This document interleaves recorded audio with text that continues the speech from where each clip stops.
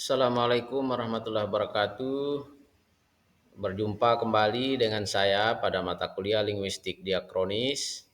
Pada kesempatan ini kita akan melanjutkan tentang penerapan metode leksikostatistik dalam upaya pengelompokan bahasa, khususnya berkaitan dengan bagaimana memanfaatkan hasil perhitungan leksikostatistik yang melibatkan lebih dari 5 bahasa atau bisa puluhan bahasa. Sebelum kita membahas tentang bagaimana menganalisis data-data hasil perhitungan leksikostatistik, saya ingin menyampaikan bahwa yang dimaksud dengan pengelompokan bahasa bahwa adalah upaya untuk menyatu pisahkan satu atau lebih bahasa berkerabat yang diperbandingkan dengan tujuan untuk menentukan tingkat kekerabatan sesuai dengan kerangka metodologis dalam studi linguistik historis. Nah, dari definisi ini ada beberapa kata kunci yang menjadi dasar untuk menjelaskan apa itu hakikat pengelompokan bahasa, yaitu ada kata menyatu pisahkan, ada satu atau lebih bahasa, dan yang kita akan bandingkan itu adalah yang kita mau satu pisahkan itu adalah bahasa berkerabat, dan kata kunci menurut kerangka metodologis studi linguistik historis. Menyatu pisahkan maksudnya bahwa kita andaikan ada 4 bahasa, misalnya pada kelompok 1 ada bahasa A, B, C, dan D. Jika ada 4 bahasa yang kita bandingkan, maka ada kemungkinan bahasa A itu kita akan pisahkan dengan bahasa B, C, dan D. Dan sekaligus menyatukan B, C, dan D dan memisahkannya dengan A jika data-data hasil perhitungan leksikostatistiknya menunjukkan persentase seperti itu. Pada kelompok ketiga, kita bisa menelaah, kita menyatukan bahasa A dan B dan memisahkannya dengan C dan D sekaligus. C dan D ini kita satukan. Jadi satu atau lebih memiliki arti pada dua itu berarti yang kita pisahkan itu adalah bisa satu. Dan yang kita pisahkan juga bisa dua. Ya, yang kita satukan juga bisa lebih dari dua. Ya, ini konsep menyatu pisahkan satu atau lebih.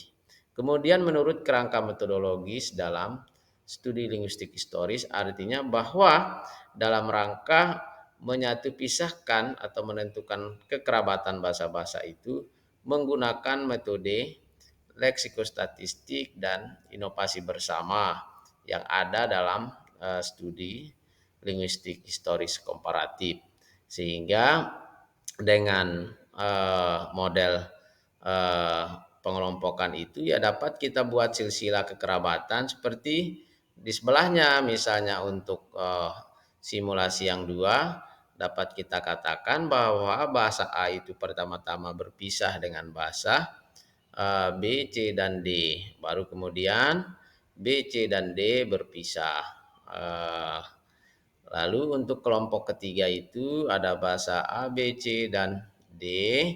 Pertama-tama pisah menjadi dua, yaitu AB dan CD. Lalu AB berpisah menjadi A dan B, dan CD berpisah menjadi C dan D.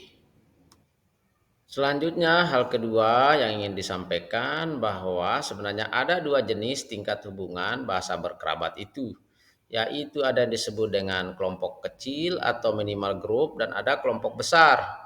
Kelompok kecil itu didefinisikan sebagai suatu kelompok bahasa yang anggotanya mempunyai hubungan yang erat secara timbal balik dibandingkan dengan bahasa lain. Misalnya jika bahasa A, B, C, dan D suatu kelompok, artinya suatu kelompok kecil, jika pertama memiliki hubungan yang sama secara timbal balik, hubungan A, B, C, dan D itu, Kemudian yang kedua, tidak ada anggota yang memiliki hubungan yang lebih erat, artinya sejajar. Lihat gambar yang di tengah, ya. Jadi tidak ada di dalam anggota itu yang memiliki hubungan yang lebih erat, misalnya A dengan B atau B dengan C atau A dengan C. Lalu yang ketiga, syaratnya itu adalah dua atau lebih anggotanya tidak boleh membentuk suatu kelompok baru. Ya. Kemudian yang keempat, anggotanya setara dari bahasa proto yang sama. Jadi berkedudukan setara dilihat dari silsilah kekerabatan bahasa purbanya. Jadi dapat dikatakan AB, ABC, ABCD membentuk kelompok kecil jika AB dari suatu bahasa purba, ABC dari bahasa purbanya, dari proto bahasanya, ABCD dari diturunkan secara langsung dari bahasa purba membentuk sebuah yang disebut dengan kerabat sederhana.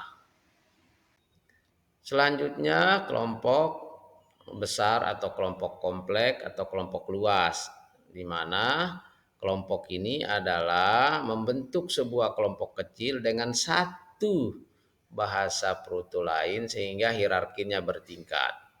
Artinya bahwa bahasa proto dari bahasa-bahasa tersebut setara disebut dengan proto keluarga, ya.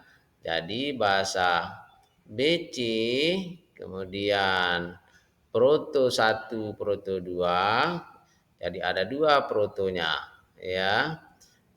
Kemudian jadi ada bahasa A, kemudian BC itu lebih erat, tentu di situ ada proto 1 yang menurunkan A, kemudian ada proto 2 yang menurunkan BC, ya. Kemudian ada pada gambar kedua itu ada DE lebih erat, ya, diturunkan dari proto bahasa yang sama. Lalu FGH diturunkan dari proto yang sama yang berbeda dengan proto DE. Lalu proto DE dan proto FGH diturunkan dari satu proto bahasa yang sama. Jadi DE itu membentuk kelompok kecil sederhana, FGH itu membentuk kelompok sederhana juga. Tetapi masing-masing DFGH membentuk kelompok yang lebih luas atau lebih kompleks, ya. Sehingga bentuk dalam kaitannya dengan bahasa purba yang menurunkannya itu membentuk kelompok luas dan kerabat kompleks. Nah, sekarang bagaimana kita mau membuat silsilah kekerabatan seperti itu berdasarkan perhitungan leksikostatistik. Jika bahasa yang kita bandingkan dua buah bahasa, maka kita dengan mudah membuat silsilah kekerabatannya.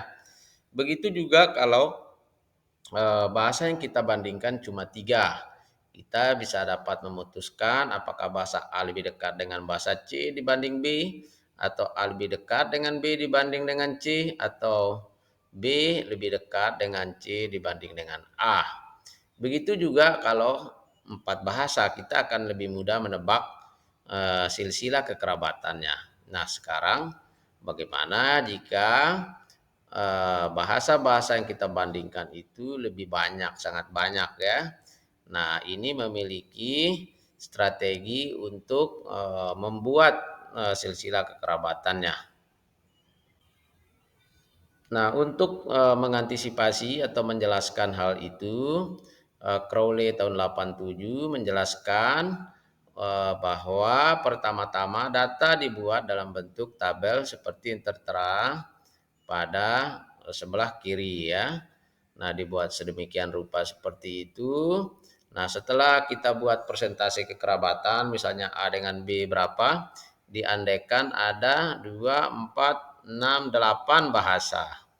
Ya, jadi A dengan bahasa A, B, C, D, E, F, G, H. Ya, 8 bahasa. Nah, diandaikan presentasi kekerabatan bahasa AB misalnya 17%, A dengan C 18%, B dengan C 49% misalnya.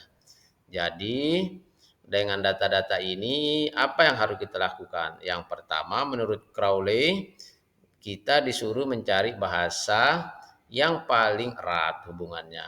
Apa tandanya? Dengan melihat tingginya persentase kekerabatan. Dari sini bisa kita tebak ada bahasa EF ya, ada bahasa BF ya, ada bahasa DE juga lebih erat hubungannya. Nah, ya, jika dalam satu kelompok anggotanya lebih dari dua, kita harus menelusuri kekerabatannya.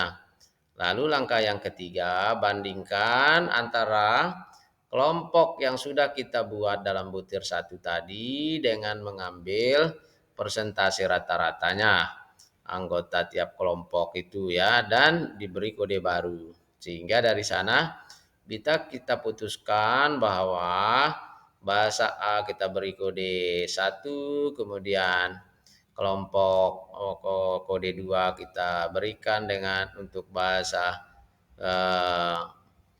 B, C, dan D, kemudian kode 3 untuk EF ya, kode 4 untuk GH misalnya ya. Nah, dari hasil ini kita buat tabel juga yang sama seperti yang sebelah kiri menjadi sebelah kanan. Dari situ kita bisa membuat persentase kekerabatan antar kelompok. Nah, dari persentase kekerabatan antar kelompok itu, maka kita sudah bisa menebak membuat silsilah kekerabatannya. Ya, dari sini bahwa jelas bahwa bahasa kelompok 2 dan 3 memiliki persentase kekerabatan yang tinggi. Lalu diikuti oleh 3 dan 4 ya.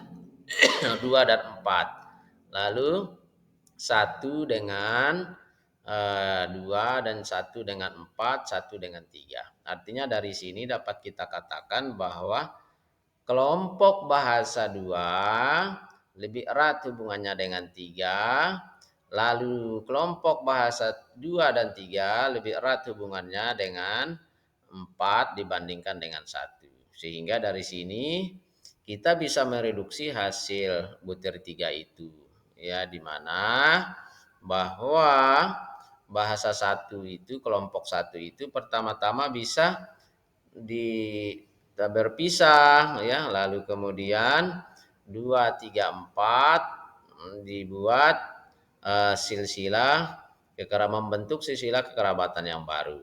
Nah, dari 2, 3, 4 itu dapat kita buat di mana kelompok bahasa 4 itu berpisah, lalu di kelompok yang lain 2 dan 3. Lalu 2 dan 3 ini berpisah menjadi 2 dan 3. Nah, seperti pada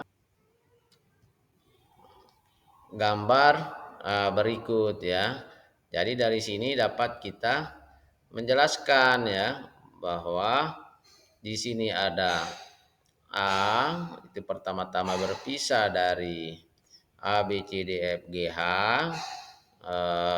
menjadi dan CB, lalu CB menjadi C dan B ya. Nah, dari hasil reduksi ini dapat kita jelaskan bahwa pertama-tama kelompok 1 berpisah seperti saya jelaskan tadi, lalu kelompok 4 berpisah, lalu kelompok 2 dan 3 berpisah. Sehingga tinggal kita mengganti yang masuk kelompok A itu bahasa apa saja, kelompok 4 itu apa saja, lalu kelompok 2 dan 3 itu apa saja. Tentu untuk membuat ini dilihat persentase kekerabatan. Demikian yang ingin kami sampaikan pada kesempatan ini.